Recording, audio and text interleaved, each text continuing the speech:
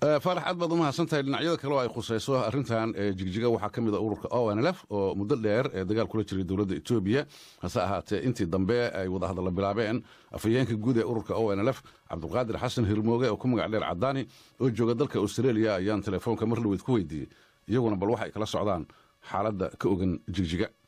bismillaahir rahmaanir rahiim. xaalad yaab la ka socota dhulka Soomaalida. saaka waa berigiiba duulaan federaalka ciidamada federaalka ay ku tageen meelo kamid ah goobaha muhiimka ee magaalada Jigjiga, halka gadood shacbi iyo booliskii localka iyo waxba iska caabin sameeyay. gadood khalad oo kala dhacay oo dad shacab ah oo badan oo Itoobiyaan la laayay, guryaha la gubay, meelo wax lagu caabudo oo ummaduhu meesha ku caabidaan waa la ixtiraamaa, waa la gubay, hantiyo badan baa la dhacay, dad badan baa victim noqday, dad Soomaali ah ku dhinto iyaguna ku dhaawacmay. dhowr gobol buu ka dhacay oo magaalada Liyaado Goday iyo Qabdaare iyo Dhagaxbuur iyo Fiiq iyo Garbo iyo Jigjiga intaaba waa la magac dhabay. Cadaani meelaha qaarkood aad sheegtay warkooda anagu weli ma hayno. tan Jigjigana waxa aanu warka ku haynaa inta badan in fawda iyo bililqa iyo boob iyo waxaas ay dhaceen. waxaan ku weydiin lahaa marka aad fiirisid xaaladda xagee wax ku socdaan baad isleedahay? wax la yaab la Cabdinuur oo dhacay oo ah xataa waxay xeerkan ay ku dhoobteen Liyaado federaalka inaan la ixtiraameyn markii dhulka Soomaalida uu joogo, dadka Soomaalida maamulkooda inay bedeshaan, inay saxdaan iyaga u taala, qowmiyad walbana iyada gudaheeda xalisatay. ummadaha kaleba banaanbax iyo dacmo muxuu ahaayay laan qeyraho la isdaafiyay kaliya hub u ahaa, taangiyo sabab lagu soo aado ma garanayno. wax la yaab la weeyaan. waxaa ka muuqata in dadka Soomaalida la gumeysanayo kow in xeerarka la sameeyay xataa aan lagu ixtiraamaynin in la jilo u baahan caalamiyan xataa loo jilo markay Soomaalida joogto inay la jiifiyaan banaan tahay. dadka Soomaalida xaq ay ka talin iyo xorriyad bay xaq u leeyihiin, xaq yar oo ismaamul ah oo dastuurka Itoobiya lagu xarxariiqay xataa inay isku dabaqaan inay ka hooseeyaan. annaguna Soomaalida waxaan ugu baaqnay in la midoobo, in maamulkooda ay saxdaan, inay halganka taageeraan, in ay ka talinta taageeraan, in aan wada hadal iyo miis nabadgeliyo Itoobiya ku kala baxno si nabadgeliya maamul dimuqraadi ah inuu iman karaan oo arkaynay. baaqi ka soo baxay waa soo dhaweynay.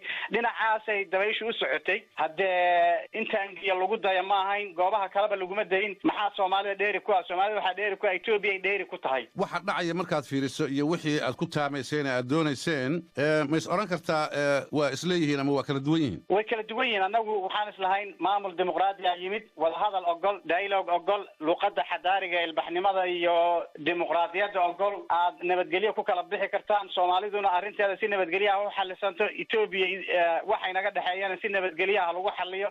habkaasaan isu diyaarinaynay. baaqaqaas hawada soo marahayay waanu aqbalay, waan marinay. ballamaan la sugahayay iyo kulamo maanan xabad dhacday iyo muxuu ahay guryo la gubi iyo meelo la qabsado maanan filaynin. dadka Soomaalida waxay isu diyaarinayaan maamul cusub samaysanayaan, inay midoobayaan, inay maamulkooda hore saxayaan, inay hab cusub imanayo, in hab baa la isu diyaarinaya. marka waxa kale aan ku waabarisanay afhayeenkoodii baa tahay. idinku marka maxaad qabtaan oo aad isleedihiin xiisadan iminka maantayba bilaabatee waa lagu qaboojin karaa si aysan uga sii darin? horta dadka Soomaaliyeed waxaan ugu baaqayaa inay midoobaan. dadweynaha Itoobiya la nool wax dambi ah male, ama muslim ha ahaado ama غير muslim ha ahaado ama kaniisad ha ahaado ama geed hoos wax ku caabudo. ummadaha xadaarada leh dad muslim ah anagu nahay way ixtiraamaan meelaha wax lagu caabudo. waa in la ixtiraamo dadka kale hantidooda, waa in la ixtiraamo dhiigooda iyo nabadgelyadooda, waa in la ixtiraamo. dadka Soomaalida aan ahayn dambi kama gelin. dadka Soomaalida ee shacabkaasi waxba inagama biinin.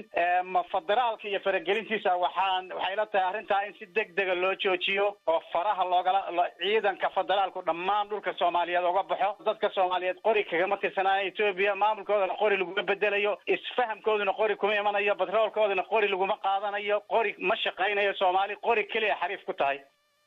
afhayeenka ururka ONLF Cabdulqaadir Cadaani oo isagoo Australia jooga telefoonka iigu warramay markii hore. halkaad nagala socotaana waa laanta Soomaaliga ee BBC London. arrinta iyo xiisada ka ogan iyo xasilooni darrada jigjiga ka taagan dhageystayaal fara badan ayaa BBC Facebook kaga soo hadlay. waxaa ka mid ah مثلا Axmed Xaashi Maxamed oo Boosaaso jooga wuxuu yiri aad ayaan uga xumahay xiisadaasi iyo jahwareerka ka taagan magaalada jigjiga. waxaana ii muuqata buu yiri isbedeladii laga doonayay ka socday dalka Itoobiya inteeda kale inay hadda soo gaareen deegaanka Soomaalida. hase ahaatee waxaa muhiim ah isbedeladaasi inay noqdaan buu yiri kuwa aan dhig ku daadan.